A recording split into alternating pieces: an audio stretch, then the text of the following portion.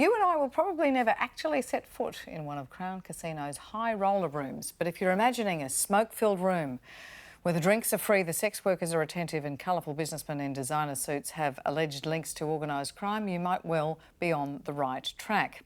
An investigation into Crown Casinos has revealed the company, which is part owned by James Packer, did business with tour operators linked to Asian organised crime in an effort to bring Chinese high rollers to Australia.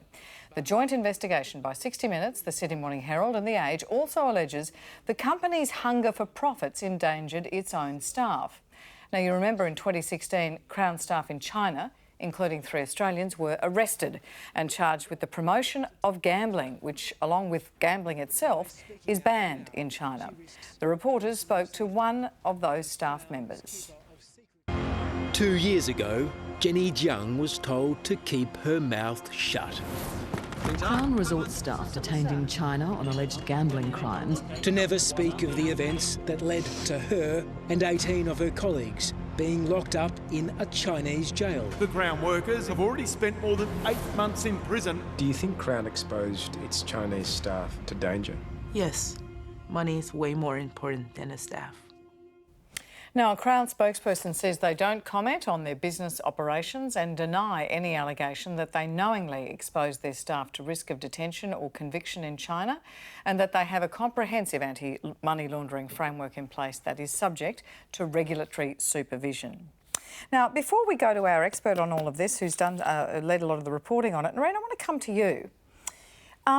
We were talking earlier going, look, are any of us really surprised at these allegations? And we said no, none of us are. But yet, so many people stayed with that broadcast. It was an hour on Channel 9 last night, the reporting from The Age and the Sydney Morning Herald, I think about 740,000 people on average. I mean, that's impressive for serious journalism. Why do you think they hung in? Well, maybe because we all have suspected that that might be the case, because it's a casino industry and we've had a lifetime of revelations about the casino industry and organised crime, that people are interested. But I also think that it's one of those things where you want to know what the connection is between gambling because of its antisocial nature and its impact. So, you know, I think there's a variety of reasons, but they are the two that really spring to mind. I think we all suspected it, and so people wanted to know if their view should be, their suspicion was reinforced, which clearly it was. So, I mean, I wonder if it's of a piece about Australians looking hard at alleged failures or clear failures of regulation, whether it's unit blocks falling down or it's the banking and finance sector or it's wage theft or whatever, and saying, you know what, that doesn't meet our community expectation. No, it doesn't. I think people would have looked at this too thinking that it was a world that most of us would never ever touch. Right. So I think that they would think that. But at the same time, no one would be surprised that this part of the gambling would lead to the seedy type of behaviour that appears to be attached to it. And I think that if you're running a business such as the Crown Casino, that you know it's a high-risk industry, and so therefore the management regulations, the board regulations, the regulatory bodies regulations, you know, with working with Austrac, the government, all need to be very aware of the practices and processes that are going on within. And I was reading that the income that had come through in 6 months had increased by 40% up until December. Well, that's when regulatory bodies or personnel should wave it, you know, there should be a flag waved over that one. How does that work? Yes. How does that work? Simon, that new Sydney casino that's being built, it's a Crown Casino, and we're told that only high rollers will be going through the doors. I mean, is that a sustainable business model, given the sorts of things that are alleged overnight? Well, I feel like isn't that an issue for Crown rather than for us? I mean, if they think it's a sustainable model, then it is. I mean, I think there's a need to distinguish between breaking Australian law and facilitating people get past Chinese capital controls. And one of the things that it is really hard to do is take money that you own out of China. It's hard to take it out to buy houses. It's hard to take it out to gamble with. And to a certain extent, you know, I'm not morally outraged by facilitating people getting their own money out of a country that won't let them take their own money out. Now, that's not to say that we're happy that they're connected to organised crime or anything else that's alleged, right? But if all they're doing is facilitating people getting their own money out, I'm not going to be crying over that. I think it's their money, isn't it? And is that something that you'd be comfortable? I mean, if these allegations are, and they are allegations, that the Australian consulate would help them to fast-track visas, as you say, to get their money out, or that you know, pressure might be brought to bear to whisk them through immigration in that limo straight to Crown casinos so they can get their money out. Does that concern the money ends up in Australia. Like, they're gambling the money here. You know, I get there's a social harm from gambling argument, right? But I don't think that really applies to luring millionaires and billionaires from overseas to come and spend money in Australia. I mean, I think more or less every casino in the world has a program designed to facilitate high rollers getting into their casino. To the extent that Crown broke the law, then they should absolutely be punished. But if all it is they're enticing people to come here, you know, I'm not sure that it's as big a deal. On that basis. How much of it... Go on, Nareen. Well, the only other thing I think it's important to add, and we were talking about this earlier as well, is that the only danger for the community with this discussion is that it does play into that anti-Chinese Australian racism undercurrent that always has gone through our community. How does it do that? Settlement. Well, it's anti-Chinese. But isn't it about anti-Chinese. Isn't it about Crown? It is about Crown, and it's about corruption, and it is about. And I agree with you, Simon.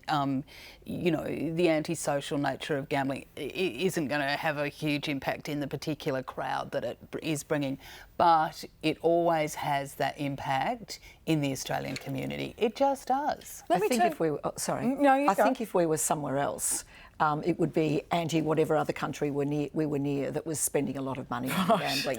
You know, I think it's just that we happen to be near China. If we had another rich pool of non-Chinese, then we would be dealing with them if these circumstances are correct. Look, maybe not. I just think there is always that in the Australian, there is that undercurrent in this country. OK. Malcolm Farr, Andrew Wilkie's calling for gambling regulators, immigration officials and border protection staff to be the subject of an investigation. Is there much outrage over this or concern in Canberra? Not in particular, and certainly Prime Minister Scott Morrison said at question time in answer to an inquiry from the Greens, Adam Bant, that he didn't see any particular need to hold a further inquiry into whether or not the government was involved in these activities or what it should be doing, and certainly to the specific question of whether ministers had approached him to lobby on behalf of Crown or its clients. So I think that politically, apart from Andrew Wilkie, who was a very strong and consistent critic of gambling in most, if not all, its forms, I think the government and the opposition will want to step back from this until there is some definite and well-defined political involvement at stake. For more, we're joined by foreign editor for The Age and the Sydney Morning Herald and investigations editor at The Age, Michael Bachelard. Thanks so much for joining us, Michael. G'day. Let's just take me through this. Start with the whistleblower, what was going on in China. She made some startling claims that Crown had broken Chinese law that prohibits the promotion of gambling. What did she tell you? She told us that just simply in the promotion of the gambling to the high rollers, the people that they called the whales, in the attempt to lure them to Australia, that breaks Chinese law. You're not allowed to promote gambling in China. You're not allowed to take more than $3,000 per person out of China. And gambling within China is illegal. And furthermore, you're not allowed to enforce gambling debts in China, which Crown or its junket partners was obviously doing when they were settling up the debts at the end of the day. So on all those scores, Crown, which was the only international casino at the time to have a presence onshore in China, was breaking Chinese law and really endangering its own employees. There's some of the emails and communications that Nick McKenzie has obtained from within Crown show that they knew this, in fact, and that they were trying to cover it up under the threat of regulatory scrutiny, they were saying, well, don't, we'll pretend that you're actually just here on business travel and that you're working offshore, when in fact they were squarely working on the mainland. Okay, and Malcolm said to us there's sort of a bit of a shrug in Canberra over this, and Simon said, well, what's wrong with trying to help Chinese people get their money out of China if they can't get more than $3,000 out? Is that such a bad thing that Crown was doing? Sorry, I think I've lost the line. Can you hear me, Michael? Can you hear me, Michael? No, we've lost him. I'm interested in it. Can you hear me, Michael? No. Lost Malcolm. Malcolm, I think it's interesting though when you start to get into the detail of the allegations. No, we've got no remotes at all. All right, let me go to you, Simon. Let's go to the Australian end of it though. So if the Australian consulate is alleged to have a hotline, right, so that if Crown Casino has any difficulty in getting a visa for one of these high rollers who wants to come and spend money in Australia, and Roman Quadvalig, former AFP chief, says that he was encouraged to fast-track visas, is that the point at which you start to feel uncomfortable with this operation? Well, it depends. I mean, fast-track or break the rules. They're different things. And there's always been, I think, sort of a tacit understanding that getting high-income investors, forget about gambling for a second, but people of high net worth, we want to get them to Australia, we want to get them and bring them here to invest in our country, and we don't really want to hold them up with immigration red tape. And there's specific classes of visa that are designed just to bring high net worth individuals into the country. So there's always been within our immigration system this sort of understanding. And provided that it hasn't gone beyond the law, then, again, I don't think it's that offensive to public standards that we've got a business that's saying this is important for our business. Can you help enforce the rules in a way that helps our business? It's different if they're saying, well, we need to break visa law, or we need you to overlook these conditions, or we're going to slip you some money under the table, or something like that. Anything like that, absolutely against the rules, 100%. But if all it is, please don't hold us up while we're trying to make money, again, I'm not sure that alone is something we should be outraged about. And Michael, take that on, if you will, for me. What about the notion of, oh, well, that's Crown's business. We're trying to get high net worth individuals over here. The Chinese are trying to stop us. If we have to sort of massage their way into the country by sort of smoothing the path of immigration, so what? Well, there's a whole bundle of wrongdoing tied up in that, if the allegations are true, and they appear to be from Crown's internal documents. For one thing, it wasn't just smoothing over the visas of anyone. It was smoothing over the visas of people who were allegedly trafficking drugs, trafficking humans, who were involved in a criminal conspiracy called The Company, which, according to police, has brought in 70% of Australia's drugs over the past 20 years. I don't think the politicians or others on your panel can elide those facts when they say, oh, it's just a bit of visa smoothery, or oh, it's just a little bit of getting people's own money out of China. Quite apart from anything else, where does that money come from? Well, if according to the fact that Interpol's got red notices against some of these junket partners from China, it's money that comes out of extortion or crime or corruption, and is brought to Australia to be washed, essentially laundered through Crown Casino. So, for the politicians particularly who are in charge of regulating these things to say there is nothing to see here, I think bespeaks the power of Crown Casino in Australia, and that people who are watching this program and who watch the 60 Minutes program shouldn't buy into those kinds of excuse-making and those kinds of arguments. Just because Scott Morrison or Peter Dutton or Bill Shorten or Anthony Albanese is not kicking up a stink about this does not mean that these things aren't happening and aren't wrong. And just quickly, do you have a smoking gun? Are you able to say this individual on this date, who was subject of an Interpol red notice, was given a visa by Australia after some pressure or whatever, or just given a visa and was allowed into Australia? Can you do that? Well, watch this space. There is more to come out here. There's a story coming out tomorrow specifically on the visa issue, And yes, there were individuals who should not have come into Australia, who Crown was certainly lobbying to get into Australia, and they were lobbying with Australian visa officials in China.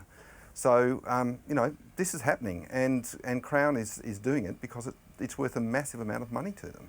And Malcolm Farr, what's your political assessment of that? Look, I think people generally are pretty uncomfortable with that sort of that sort of dealing. And look, ever since they started bulldozing the sands of Nevada to build, Caesar's Palace, etc., there's been a very unattractive coupling between casinos and nefarious types. And I'm sure Crown wouldn't be encouraging or sanctioning or tolerating criminality within its walls or within its purview, but it might, its quest for dollars might overcome some of those precautions. And look, let's face it: the bigger the wad in the pocket of the punter, the more likely that it was obtained in ways that are not necessarily endorsed by the general community. And I think that sort of possibility has been roused by this splendid investigation and the series that's followed. Tell me, Michael, also, talk to me about the Melbourne brothel owner who was basically contracted, I take it, to put together these junkets to bring very high net worth, or VVIPs, very, very important people, from China to Australia. He was accused of trafficking women and runs a brothel in Melbourne. Tell me about that. So the 39 Tope Street brothel is about 800 metres from the back door of Crown Casino. It's a very popular brothel for people who like who like Asian women. It specialises in Asian women. Now, it's a legal brothel, and there's nothing wrong with sex work or what have you. But this brothel has been raided a number of times by federal police. It's been the subject of human trafficking prosecutions, and in fact successful prosecutions. Simon Pan, who's the Crown partner and junket operator, whose name is on the lease there, if you like. He has never been prosecuted, I have to emphasise that, but mid-tier people in his organisation have been, and he has been named repeatedly in court cases on these kinds of issues, including sex trafficking of women from Korea particularly. So, and by that you mean bringing women to work here against their will or under false pretences and working them in conditions that are just unconscionable. Is that what you mean by that? That's right, or tricking them into coming in the belief that they were doing some other kind of work and then forcing them into sex work. So that they are the allegations that have been made. The suggestion then is that he brings the existence of this brothel as part of the package that he offers people as part of his junket. And do Crown acknowledge that he is a contractor for them? Well, the Crown documents spell out that he's a contractor for them, yes. Nareen? Gobsmacked, and I was thinking about something that Simon said as well, and Michael, and by the way, congratulations on the investigation, and it's great to see journalists and Fairfax and Nine to resource it. But are most Australians aware that visa smoothing goes on? Right? Well, I mean, I don't know. I don't even think that's the case. I mean, I do, and Simon does, and Sue might, and we might. I had never heard of it. I had a call from someone the other day who was getting married. She was born overseas, and all of her family were denied a visa to come to the country for 3 weeks. And I said, well, wait a while and reapply, and it was all fine. So I'm shocked by visa smoothing. I don't know. Maybe I'm naive. Well, heard of it, so. Yeah, I certainly have, and doesn't surprise me. I think these are the kind of revelations that most Australians don't know about and are shocked by, but they, as I was saying earlier, reinforce our suspicions about what this particular industry might be like. So you're the former CEO of Pacific Brands, you sit on the board of Noni B, you sit on the board of Fisher & Paykel, you're the former chair of Manufacturing Australia. If you were on the board of Crown Casino, would you be comfortable with these arrangements if, well, that's how the industry works? That's how you get high net worth individuals from China to come here. And I think, Michael, I'm right, 15 million on a hand and $1 billion, did you say, in a week or something, sort of gambling? It's incredible the amount of money that these people spend. There's one that we'll be talking about in a couple of days' time who spent $800 million as an individual in 1 year. Okay. Good Lord. So Crown says they vet junket operators. They say that. Are you comfortable with this? Look, I'm not comfortable, and the reason is, as I was saying before, it's a high-risk category, this one. You would know that it would attract all sorts of, and I'm going to say sleazy and illegal behaviour, with people wanting to launder money and do the things. So as a board and as management, you would have to be highly alert to the signs that lead to that sort of outcome. In any business, you need to know the risks associated with your supply chain, and trust me, in clothing there is lots of that that has to be dealt with, and things always slip through and it's difficult, you know, to manage. But it's beholden upon the board and management to be aware of the issues that we need to deal with, and I would expect that it should be beholden upon the Crown board and management to understand what these risks are and what the poor behaviour is, and have practices and, you know, rules and risk management, you know, internal risk management and all those boring things that go on in companies. To deal with it. But to deal with it and to stop it from getting as bad as it may appear to have been.